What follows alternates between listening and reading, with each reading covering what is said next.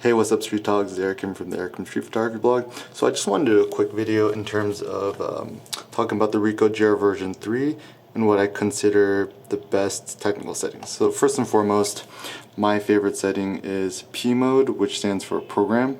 Essentially, it automatically chooses the aperture, shutter speed, blah blah. And when you turn on the camera, let's take a look at these menus together. So first of all, I think one of the most important things is I absolutely love this high contrast black and white mode. So I generally just shoot everything in JPEG, and in terms of the image quality, what you could do is set it up in different ways. I've currently set it up where I push in this center thing here, and then you could choose all the different, we could just take a look together. You could choose all these different image settings. I personally find the high contrast black and white the best and the most beautiful setting. And if you want to set it up some more, there's a function button here. So press function. All these I keep at default, except that what I did was I increased the high contrast black and white to the max. Sharpness is already pre-sharp. I just do sharpness +1. All these other settings are pretty standard. But what I did was increase the grain simulation to +3, so it has that nice gritty look. Okay. And also what I do is, in terms of the focus, the default auto, it actually works surprisingly well.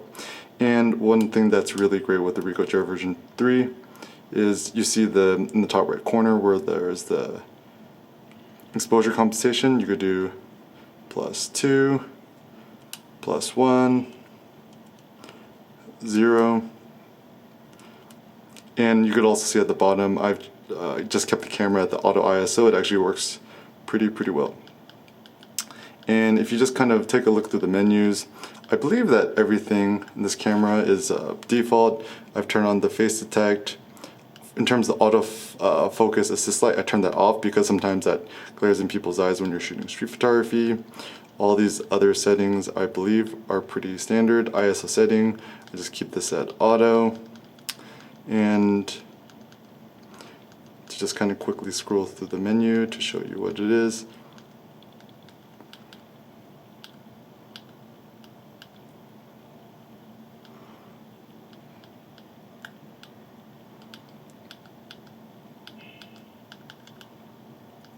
These are all default. And another thing I did is under the setup, under volume, just turn off the volume so it don't distract people. Auto power off, you could choose anything you want. Usually 30 minutes is actually best. Just make sure that your camera don't turn off when you're shooting. These things are all default. And also make sure that you got on the most recent update. Okay, so under the custom menu in the grid style, I really like this 4x4 grid, which essentially gives you the grid overview when you're shooting. That's good. Playback info display, I've automatically disabled all these things. Shooting info display, this is actually pretty key. So essentially what you could do is to check or uncheck this. You push this button on the top right corner on and off to disable. So I've set it up so I've enabled the LCD display, the grid guide, click OK. These things are all default. And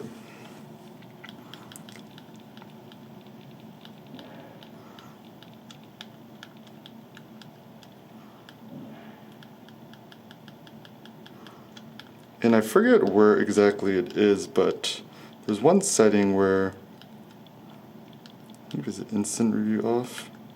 But essentially, you don't want the camera to automatically show you the photos after you've shot it. Not 100% sure where it is. But anyways, touch AF, keep it on. So these settings are pretty good. So anyways, when I'm just out shooting, I just literally just kind of point and click. Super duper simple. And once you get these settings set up, you could see if you press the display back here, So by default, you can see this mode here, there's just way too much information. If you just keep pressing display, you go into the Zen mode, and then there's no other distractions. And also you can see, because I have the grid view on, you can see the diagonal and the horizontal lines, which are pretty great. And yeah, just keep it in P mode. And yeah, so just in terms of the settings, these are just the basic settings. So when I see a scene, I can just keep clicking.